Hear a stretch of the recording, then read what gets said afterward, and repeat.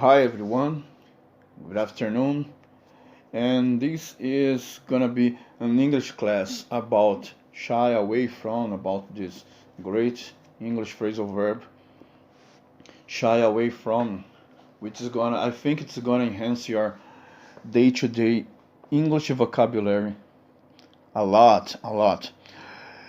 Let's go into the meaning of this phrasal verb. The meaning is to avoid someone or some unpleasant situation. Not to be willing to do something because you are nervous, afraid, or not confident in your knowledge about something. So that's why you or any other kind of person must be shy away from something. So let's go study our first phrase, which means she shies away from make any predictions. So why she is afraid of make some prediction? Maybe she wasn't so successful to her last ones, so she shies away from make any predictions. Maybe if she doesn't have so much knowledge on what she was talking about, she's afraid of the result of their predictions. That's why she shies away from making any predictions. Our second example, English example, says he shies away from all questions concerning his private life. Of course, when something is really private, anyone doesn't want to talk about those things. Anyone doesn't like to reveal much detail about their private life. And in this phrase, maybe she did something what maybe something which was illegal. She doesn't want anyone to know about this, so she shies away. He shies away from all questions concerning his private life. Our third English example: when people fall in love, their world changes, even their attitudes too.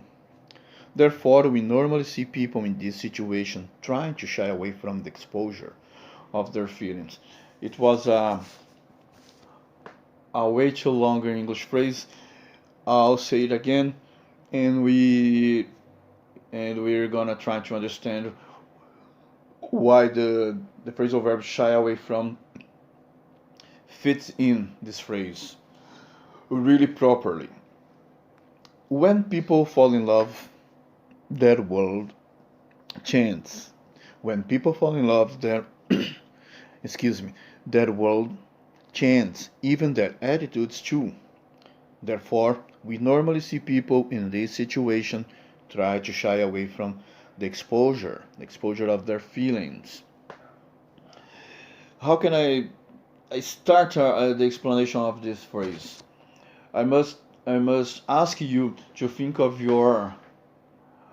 some times ago in your life when you're a child, when you're a teenager, when you're in school, in high school, when you fall in love for the first time and you didn't want to anyone to know about this feeling, about that guy or that girl. That's why if your friends were talking about love or relationship, you didn't want to be so close to them. You didn't want that anyone could come to you and ask you about someone, a special someone. That's why we can apply this phrasal verb right here. Shy away from people. When people fall in love, that world changes. It changes a lot, of course. Even their attitudes too. Uh, Even their attitudes too. We cannot we cannot not only speak about shy away from the exposure of this of our feelings, but when our world changes with this feeling, we normally start spend so much money or so much time on the phone or in activities which is only doing for two peoples when they're falling in love to each other. But we have our second one, our fourth one. Hug. Hug is the name of this guy. Hug never shied away from his responsibilities. Hug never shied away from his responsibilities. It's a simple phrase. That's why he never avoid his responsibilities. If he's take care of his children, he is going to do all his best to educate, to bring up a really good education to his children. In his workplace, he's gonna try to be the best employee on the field of work. He shied away from his responsibilities. We, as father, are our fifth English example. We, as father and mother, cannot shy away from our big responsibilities, which is to provide the best education to our children.